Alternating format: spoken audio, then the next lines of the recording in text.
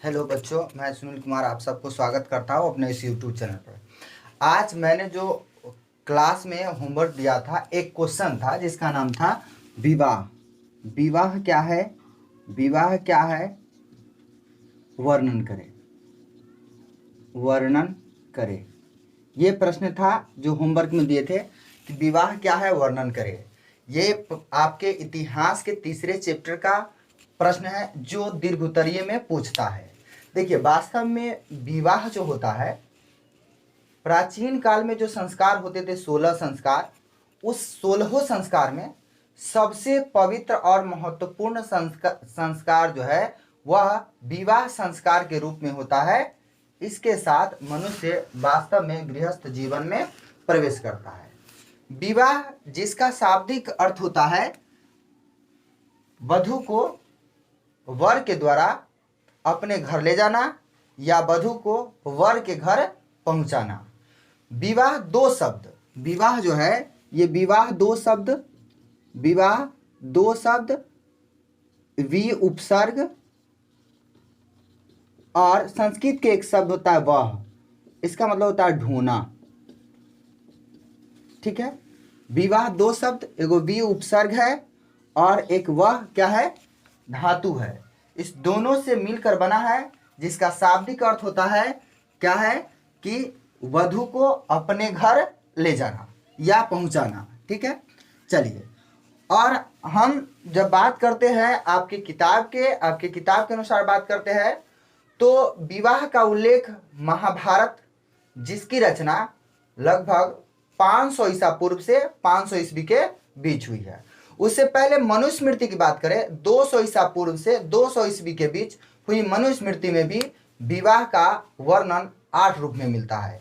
महाभारत में जब काशी नरेश के यहाँ स्वयंवर लगा रहता है, अंबिका और अंबालिका दो जो कन्या होती है, स्वयंवर लगा रहता है, वहाँ भीष्म विचित्रवीर्य के लिए उसको अपहरण करते हैं। अपहरण करके बलपूर्वक उठा कर लाते हैं। वहां के सभी ऋषि मुनियों के द्वारा कहा जाता है यह घनघोर पाप है।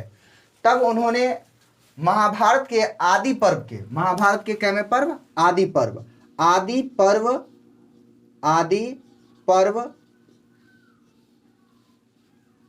आदि पर्व के 102वें अध्याय के, महाभारत के आदि पर्व के 102वें अध्याय के श्लोक संख्या 11 से 17, श्लोक संख्या 11 से 17 के बीच वर्णन करते हैं कि विवाह के 8 प्रकार हैं। कुल मिलाकर बच्चों, महाभारत और मनुस्मृति के अनुसार विवाह के कितने प्रकार है? 8 के प्रकार है। लिखने क्रम में हम कैसे लिखेंगे? ऐसे लिखेंगे।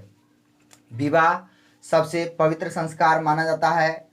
विवाह का शाब्दिक अर्थ वधू को वर द्वारा अपने घर ले जाना या पहुंचाना होता है।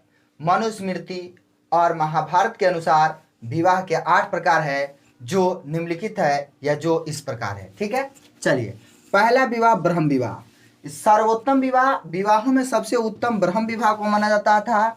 सबसे उत्तम विवाह, इसमें क्या होता था? देखिए, ब्रह्म विवाह में क्या होता था कि वर जो गुणवान होता था उसको वधू के पिता उसको कुछ वस्त्र और आभूषण देकर अपने पुत्री के साथ, अपनी बेटी के साथ शादी करवाता था या विवाह करवाता था। तो उसको हम कहते थे, उस प्रकार के विवाह को ब्रह्म विवाह। इसमें वर को केवल वस्त्रों और आभूषण मिलते थे, वस्त्रों और आभूषण, तब उसके साथ विवाह किया जाता था कन्या के। इसके लिए इसको ब्रह्म विवाह कहा जाता है। वर्तमान समय में विवाह के यही प्रकार प्रचलित है। ठीक है, चलिए, दूसरा दैव विवाह। दैव विवाह होता था क्या? जो यज्ञ कराने वाले होते थे, यज्ञ कराने वाले, चाहे इसको हम कहिए पुरोहित, पुरोहित को वर्तमान रूप में हम कहते हैं पंडित। तो यज्ञ कराने वाले जो व्यक्ति होते थे या पुरोहित जो होते थे, उसके साथ जब कन्या का विवाह किया जाता था तो उसको हम कहते हैं दैव विवाह। ठीक है, उसको हम क्या कहते हैं? दैव विवाह कहते हैं। तीसरा प्रकार है आर्ष विवाह। आर्ष विवाह में क्या होता था बच्चों? देखिए, आर्ष विवाह जो होता था, आर्ष विवाह में होता था कि वर से एक जोड़ी अर्थात 2 बैल या गाय लेकर और तब उसके साथ विवाह किया जाता था, उसको हम कहते हैं आर्ष विवाह। वर से एक जोड़ी गाय या एक जोड़ी बैल लेकर तब उसके साथ कन्या का विवाह होता था, उसको हम कहते हैं आर्ष विवाह। ठीक है। प्रजापत्य विवाह, प्रजापत्य विवाह में क्या होता था कि कन्या के पिता वर से यह प्रतिज्ञा करवाता था कि वह उसकी बेटी को या कन्या को सामाजिक कर्तव्य, धार्मिक कर्तव्यों के साथ निर्वाह कर सकता है, तो उसके साथ कुछ प्रतिज्ञा करवा के इसको प्रजापत्य विवाह कहते हैं। उस प्रकार के विवाह होता था कि वर को यह प्रतिज्ञा करना पड़ता था कि हम जो सामाजिक और धार्मिक कर्तव्य है उसका निर्वाह करते हुए आपकी पुत्री का निर्वाह करेंगे, तब उसके साथ विवाह हो जाता था, तो ये प्रजापत्य विवाह होता था। ठीक है। असुर विवाह क्या होता था? असुर विवाह क्या होता था कि कन्या के पिता वर से यथाशक्ति मतलब जितना हो सके उसके पास शक्ति है, यथाशक्ति धन लेकर तब उसके साथ विवाह करता था, तो ये हो जाता है कौन विवाह? असुर विवाह। ठीक है। चलिए तीसरा अगला है गंधर्व विवाह। गंधर्व विवाह में क्या होता था? गंधर्व विवाह जब वर और कन्या एक दूसरे के गुणों से आकर्षित होकर विवाह करते थे, तो इसको हम कहते हैं गंधर्व विवाह। ठीक है। वर्तमान में इसको प्रेम विवाह भी कहा जाता है। जैसे महाभारत में एक विवाह हुआ था, वह है भीम और हिडिंबा। भीम और हिडिंबा का विवाह प्रेम विवाह अर्थात गंधर्व विवाह का उदाहरण है। राक्षस विवाह क्या होता है?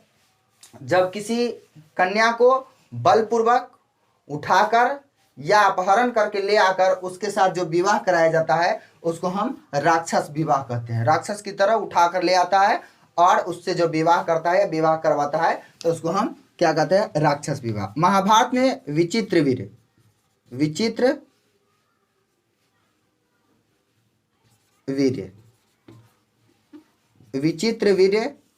वीर्य के साथ जो अंबिका